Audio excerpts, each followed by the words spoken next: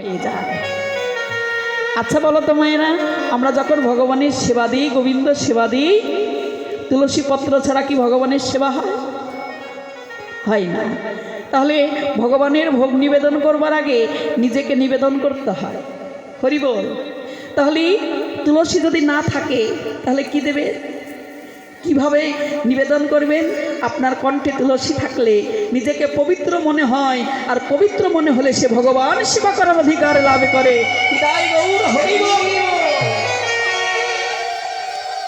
এই তুলসীটাকে ধারণ করতে বললেন, কৃষ্ণ নাম আশ্রয় করতে বললেন। হরে কৃষ্ণ কৃষ্ণ কৃষ্ণ হরে হরে, হরে রাম রাম রাম হরে হরে। এই 16 নাম 32 অক্ষর আমারই নিয়ে এলো চৈতন্য মহাপ্রভু। নামের আবাদ করলেন কোথায়? জমিতে। কোন জমি মা? ও বাবা, কোন জমি? এহ জগতের জমি। এহ জগতের জমি। যখন কোনো কৃষক জমি চাষ করে, একটা নাঙলে দুটো বলদ জুড়িতে জমি চাষ করে, করে না? হরিব। তো এই বলদ দুটো তো স্থির হয়ে থাকে না, তাদেরকে পরিচালনা করবার জন্য একটি লাঠি ব্যবহার করে, করেন না?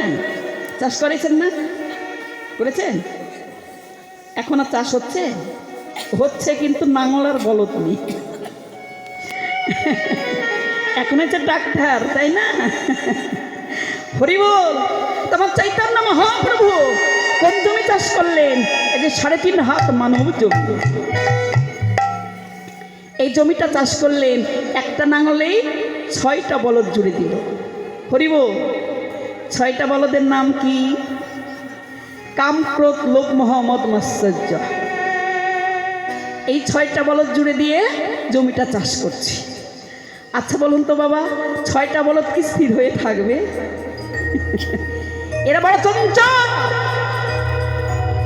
এদেরকে পরিচালনা করবার জন্য একটি লাঠি ব্যবহার করলো। লাঠিটার নাম কি? বিবেকের লাঠি।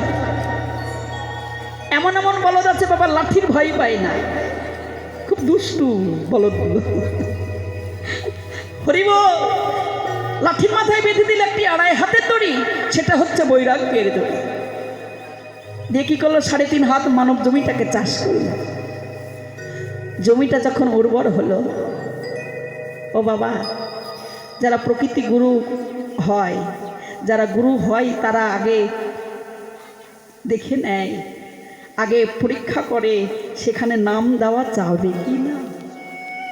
হরিব। এবার কি করলো? 3.5 হাত মানব জমিটাকে চাষ করলো। চাষ করে যখন জমিটা উর্বর হলো, একটি বীজ রোপণ করলো। কে? পরম দয়াল শ্রী গুরুদেব কর্ণপহর দিয়ে কৃষ্ণ নামের বীজ রোপণ করলো হৃদয় খেতে। আচ্ছা বলো তো বাবা, বীজটা কি শুধু শুধু অঙ্কুরিত হবে? সেখানে জল দিতে হবে, সেচ দিতে হবে। তো